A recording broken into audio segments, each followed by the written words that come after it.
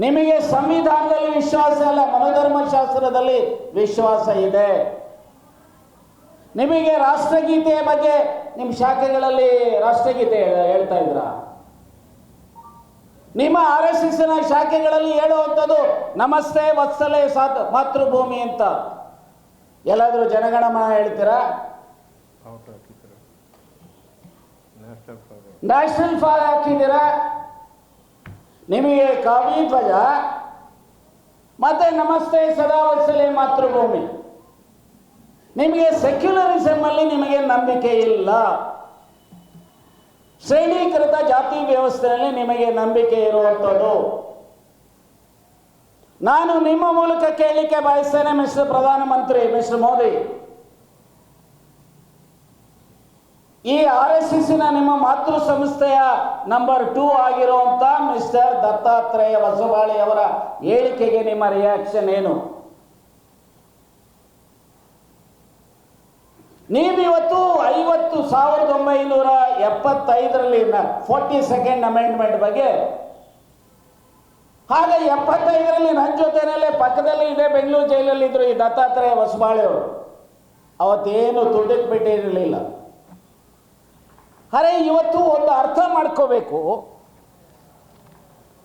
ಯಾವ 42nd amendment ಅಲ್ಲಿ ಅದಕ್ಕೆ ಬರೋದಕ್ಕೆ ಮೊದಲು ನಮ್ಮ ಪ್ರಿಯಾಂಬಲ್ ಅಲ್ಲಿ ಸಾವರಿನ್ ಡೆಮೋಕ್ರೆಟಿಕ್ ರಿಪಬ್ಲಿಕ್ ಅಂತ ಹೇಳಿ ಇತ್ತು ಅಂಬೇಡ್ಕರ್ ಅವರ ಅವಧಿನಲ್ಲಿ. ಆರ್ಟಿಕಲ್ 368 ಪ್ರಕಾರ ಅಮೆಂಡ್ಮೆಂಟ್ ಆಫ್ ದ ಕಾನ್ಸ್ಟಿಟ್ಯೂಷನ್ ಎಲ್ಲಿ ಹೇಗೆ ಮಾಡಬಹುದು ಅನ್ನುವಂಥದ್ದು ಅವಕಾಶ ಇದೆ ಸಂವಿಧಾನದಲ್ಲಿ. ಸಂವಿಧಾನದ ಆರ್ಟಿಕಲ್ 68 ಕೆಳಗಡೆ ಅದನ್ನು ಬಳಸಿಕೊಂಡು ರಾಷ್ಟ್ರದ ಜನದೃಷ್ಟಿಯಿಂದ, ರಾಷ್ಟ್ರದ ಏಕತೆಯ ದೃಷ್ಟಿಯಿಂದ, ರಾಷ್ಟ್ರದಲ್ಲಿ ಸಾಮಾಜಿಕ ನ್ಯಾಯದ ದೃಷ್ಟಿಯಿಂದ ಇದಕ್ಕೆ ಆ್ಯಡ್ ಮಾಡಿದ್ರು ಸೋಷಲಿಸ್ಟ್ ಸೆಕ್ಯುಲರ್ ಅನ್ನೋದನ್ನ ಸೇರಿಸಿದ್ರು ಇಂದಿರಾ ಗಾಂಧಿಯವರು 42nd ಅಮೆಂಡ್ಮೆಂಟ್ ಮೂಲಕ. ಅದನ್ನು ಏನು 3 ಜನವರಿ 1977ರಲ್ಲಿ ಜಾರಿಗೆ ತರಲಾಗಿದೆ. ನಾನು ನಿಮ್ಮ ಮೂಲಕ ಕೇಳಲಿಕ್ಕೆ ಬಯಸ್ತೇನೆ, 77ರಿಂದ 77ರ ಮಾರ್ಚ್ 19 ಅಥವಾ ಮಾರ್ಚ್ 21 ನೀವಿದ್ದಂಥ ಸರ್ಕಾರನೇ ಜನತಾ ಸರ್ಕಾರ ಇತ್ತು. ಆಮೇಲೆ ಅಟಲ್ ಬಿಹಾರಿ ವಾಜಪೇಯಿ ಅವರ ಸರ್ಕಾರ ಬಂತು. ಈಗ ನರೇಂದ್ರ ಮೋದಿ ಅವರ ಸರ್ಕಾರ ಬಂದಿದೆ. ಯಾಕಪ್ಪ ಮಾತಾಡಲಿಲ್ಲ ಮಿಸ್ಟರ್ ದತ್ತಾತ್ರೇಯ ಅವರೇ? ಇನ್ಫ್ಯಾಕ್ಟ್ ಇದನ್ನ ಆರ್ಟಿಕಲ್ 368 ಕೆಳಗಡೆ ಪಾರ್ಲಿಮೆಂಟ್ ಅಲ್ಲಿ 2 ಸದನಗಳಲ್ಲಿ, ಅಪ್ಪರ್ ಹೌಸ್ ಲೋಕಸಭಾ ಮತ್ತು ರಾಜ್ಯಸಭಾದಲ್ಲಿ ಪಾಸ್ ಆಗಿರುವಂಥದ್ದು. ಈ ರೀತಿಯ ಬೇಜವಾಬ್ದಾರಿ ಹೇಳಿಕೆಯನ್ನ ಕೊಟ್ಟಿರುವಂಥದ್ದು ಇವತ್ತು ಪಾರ್ಲಿಮೆಂಟ್ಗೆ ಮಾಡಿರ್ತಕ್ಕಂಥ ಅಪಚಾರ. ಇದು ಪ್ರಿವಿಲೇಜ್ ಆಗುತ್ತೆ, ಸದನಕ್ಕೆ ಆಗಿರುವಂಥ ಅಪಮಾನ. ಬಹುಶಃ ಈ ದೇಶದಲ್ಲಿ ಸಂವಿಧಾನದತ್ತವಾಗಿ ಪಾರ್ಲಿಮೆಂಟ್ ಏನಾದರೂ ನಡೀತಾ ಇದ್ರೆ ಬಹುಶಃ parliament speaker, Rajya Sabha chairman suo motu ಪ್ರಿವಿಲೇಜ್ಗೆ initiate ಮಾಡಿ ಇವರ ಮೇಲೆ ಕ್ರಮ ಜರುಗಿಸಬೇಕು. ಎರಡನೇದು, ಇವತ್ತೇನು ಈ ಸಂವಿಧಾನ ತಿದ್ದುಪಡಿ ಆದ ಮೇಲೆ ಇದನ್ನ ಪ್ರಶ್ನೆ ಮಾಡಿದ್ದಾರೆ ಸುಪ್ರೀಂ ಕೋರ್ಟ್ ಅಲ್ಲಿ. ಇನ್ಫ್ಯಾಕ್ಟ್ ಸುಪ್ರೀಂ ಕೋರ್ಟ್ ಅಲ್ಲಿ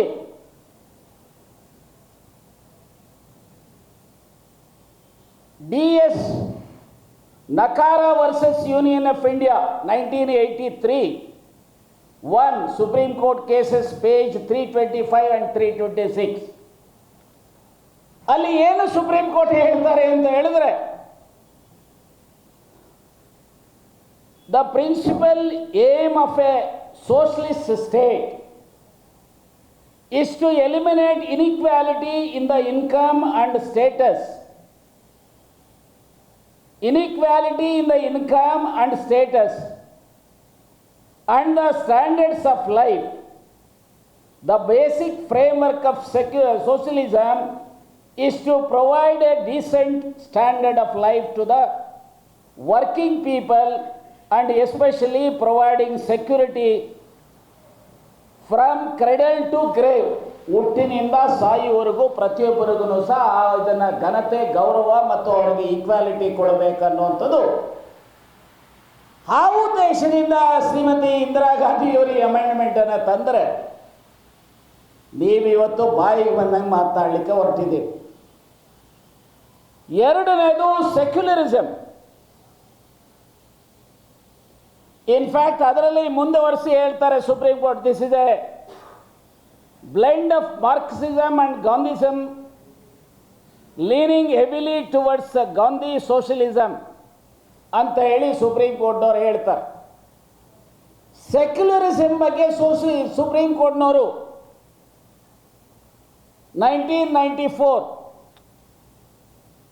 ಎಸ್ ಆರ್ ಬೊಮ್ಮಾಯಿ, ನಮ್ಮ ರಾಜ್ಯದ ಮುಖ್ಯಮಂತ್ರಿಗಳಾಗಿದ್ದಂಥವ್ರು S R Bommai versus union of India ಅನ್ನುವಂಥ ಕೇಸ್ನಲ್ಲಿ 1994 ಸುಪ್ರೀಂ ಕೋರ್ಟ್ ಕೇಸಸ್ ಪೇಜ್ 1 ಅಲ್ಲಿ ಸ್ಪಷ್ಟವಾಗಿ ಏನು ಹೇಳ್ತಾರೆ,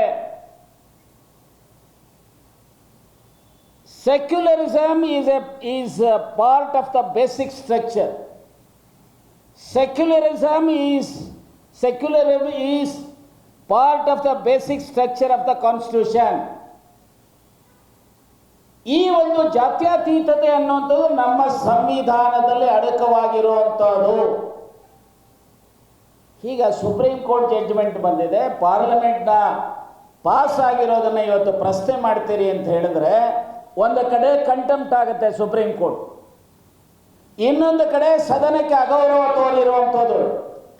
ಇದನ್ನು ಸಂವಿಧಾನ ವಿರೋಧಿ ಅಂತ ಹೇಳಬೇಕು, ದೇಶ ವಿರೋಧಿ ಅಂತ ಹೇಳಬೇಕು, ಅಥವಾ ದೇಶದ ಪ್ರಗತಿಯಲ್ಲಿ ಕುಂಠಿತ ಆಗಬೇಕು, ದೇಶವನ್ನು ಒಡೆದಾಳಬೇಕು ಅನ್ನುವಂಥ ದೃಷ್ಟಿಯಿಂದ ಈ ರೀತಿಯ ಹೇಳಿಕೆ ಕೊಟ್ಟಿದ್ದೀರಾ ಮಿಸ್ಟರ್ ದತ್ತಾತ್ರೇಯ ಹೊಸಬಾಳೆ ಅವರೇ. ನಾನು ಇಷ್ಟೇ ಹೇಳ್ತೇನೆ, ಈ ದೇಶದಲ್ಲಿ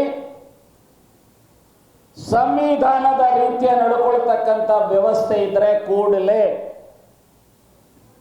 ದತ್ತಾತ್ರೇಯ ಹೊಸಬಾಳೆ ಅವರ ಮೇಲೆ ದೇಶ ವಿರೋಧಿ ಪ್ರವೃತ್ತಿಯನ್ನ, ಸಂವಿಧಾನ ವಿರೋಧಿ ಪ್ರವೃತ್ತಿಯನ್ನ ತೋರ್ತಾ ಇದ್ದಾರೆ ಅಂತೇಳಿ ಅವರ ಮೇಲೆ ಕೇಸನ್ನು ಹಾಕಬೇಕು, ಅವರನ್ನ ಅರೆಸ್ಟ್ ಮಾಡಬೇಕು.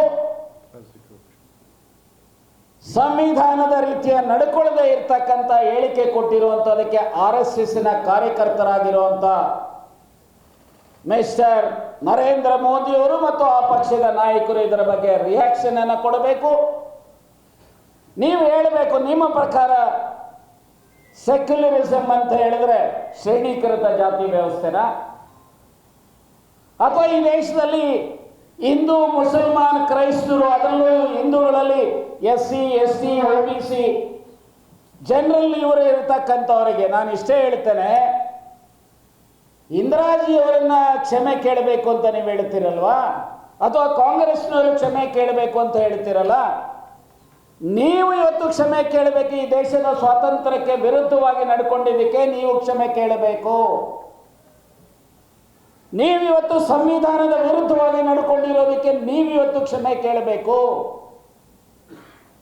ರೈತ ವಿರೋಧಿ ಪ್ರವೃತ್ತಿ ತೋರಿಸಿ ಸುಮಾರು 800 ಜನ ದೆಹಲಿನಲ್ಲಿ ಪ್ರಾಣ ಹರಣ ಮಾಡಿದಂಥದಕ್ಕೆ, ರೈತ ವಿರೋಧಿ ಪ್ರವೃತ್ತಿ ತೋರಿದಂಥದಕ್ಕೆ ನೀವು ಇವತ್ತು ಕ್ಷಮೆ ಕೇಳಬೇಕು. ಮಣಿಪುರ ಇನ್ನಿತರ ಭಾಗಗಳಲ್ಲಿ ಇವತ್ತು ಜನರ ಪ್ರಾಣ ಹರಣ ಆಗ್ತಾ ಇದೆಯಲ್ಲ, ಅದಕ್ಕೆ ನೀವು ಕ್ಷಮೆ ಕೇಳಬೇಕು. ಈ ದೇಶದಲ್ಲಿ ಯಾರಾದರೂ ಸಹ ತ್ಯಾಗ ಬಲಿದಾನಗಳನ್ನು ಮಾಡಿ ಈ ದೇಶದ ಏಕತೆ, ಸಮಗ್ರತೆ, ಅಭಿವೃದ್ಧಿಯನ್ನು ಮಾಡಿರ್ತಕ್ಕಂಥವ್ರು ಯಾರಾದರೂ ಇದ್ದರೆ ಅದು ಕಾಂಗ್ರೆಸ್ಸಿನವರು. ಅದರಲ್ಲೂ ವಿಶೇಷವಾಗಿ ಗಾಂಧೀಜಿಯವರ ತ್ಯಾಗ ಬಲಿದಾನ, ಇಂದಿರಾಜಿಯವರ ತ್ಯಾಗ ಬಲಿದಾನ, ರಾಜೀವ್ ಗಾಂಧಿಯವರ ತ್ಯಾಗ ಬಲಿದಾನ, ಹೀಗೆ ಅಷ್ಟಲ್ಲದೆ ಲಕ್ಷಾಂತರ ಜನ ಕಾಂಗ್ರೆಸ್ಸಿನ ಕಾರ್ಯಕರ್ತರು ಫ್ರೀಡಮ್ ಸ್ಟ್ರಗಲ್ ಅಲ್ಲಿ ತ್ಯಾಗ ಬಲಿದಾನ ಮಾಡಿದ್ದಾರೆ. ನೀವ್ಯಾರು ಮಾಡಿದ್ದೀರಿ? ನೀವು ಏನೂ ಮಾಡದೆ ಸಂವಿಧಾನ ವಿರೋಧಿ ಇರುವಂತ ನೀವಿವತ್ತು ಕಾಂಗ್ರೆಸ್ಸಿನ ಬಗ್ಗೆ ಈ ರೀತಿ ಲಘುವಾಗಿ ಮಾತನಾಡ್ತಕ್ಕಂಥದ್ದು ಅಕ್ಷಮ್ಯ ಅಪರಾಧ. ಇದನ್ನು ಖಂಡಿಸ್ತೇವೆ. ನಾನು ಇಷ್ಟೇ ಹೇಳ್ತೇನೆ, ನಿಮಗೇನಾದರೂ ಸ್ವಲ್ಪನಾದರೂ ಸಹ ಈ ದೇಶದ ಸಂವಿಧಾನ, ಈ ದೇಶದ ನೆಲದ ಕಾನೂನಿನ ಬಗ್ಗೆ ಗೌರವ ಇದ್ದರೆ ಕೂಡಲೇ ನಿಮ್ಮ ಹೇಳಿಕೆಯನ್ನು ವಾಪಸ್ ಪಡೆದು ದೇಶದ ಜನರ ಕ್ಷಮೆಯನ್ನು ಯಾಚಿಸಬೇಕು ಅಂತೇಳಿ ಆಗ್ರಹಿಸ್ತೇನೆ.